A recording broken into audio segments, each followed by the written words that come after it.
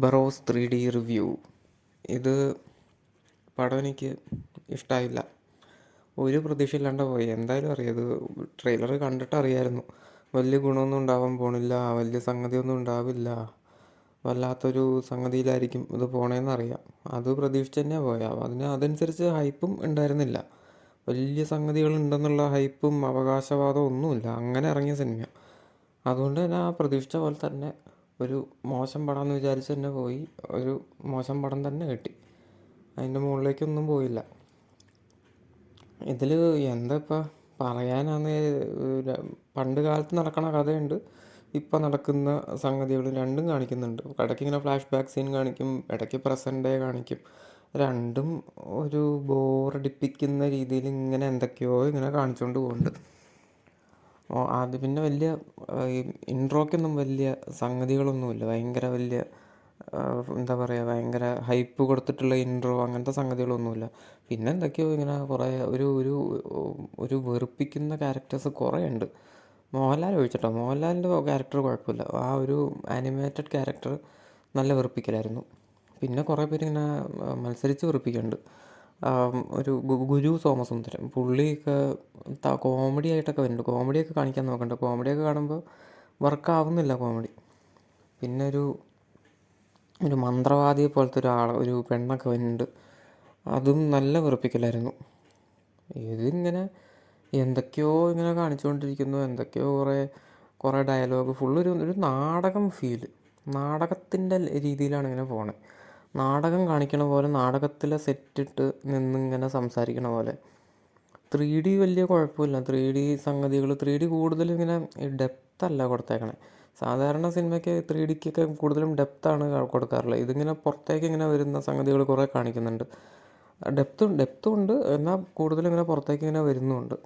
അത് കൂടുതലും ഇങ്ങനത്തെ ഈ എന്താ പറയുക, ഈ മൈ ഡിയർ കുട്ടിച്ചാത്തൻ പോലത്തെ സിനിമകളാണ് കൂടുതലും ഇങ്ങനെ പുറത്തേക്ക് ഇങ്ങനെ വരുന്ന കാണിക്കുന്നത്. അതൊരു വെറൈറ്റി ആയിരുന്നു.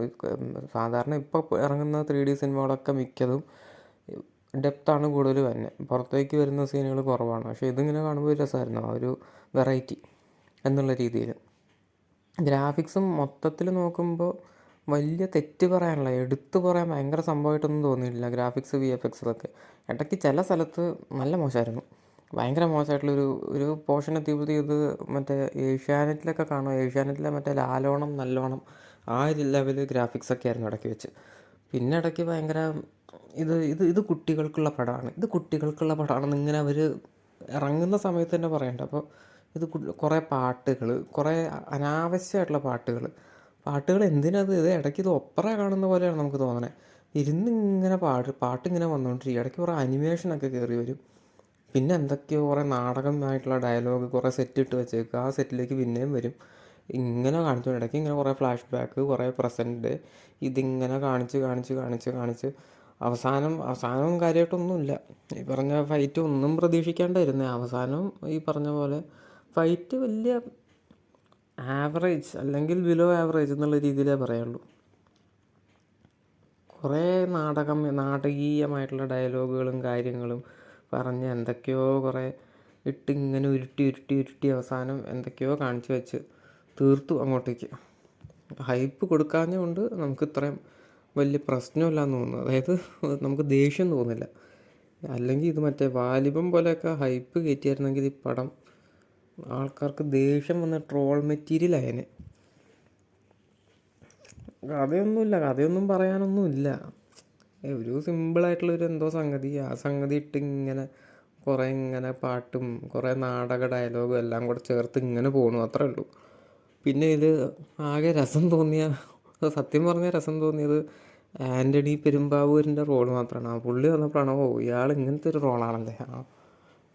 പിന്നെ വേറെ അവസാനം അവസാനം വീണ ഒരു ഗസ്റ്റ് റോള്, അത് ഊഹിക്കാവുന്നുള്ളൂ ആരാന്നൊക്കെ. ഒരു കാര്യമില്ലാത്തൊരു ഗസ്റ്റ് റോള്. മറ്റൊരു പൊട്ടപ്പടം കൂടി മോഹൻലാലിൻ്റെ കരിയറിൽ.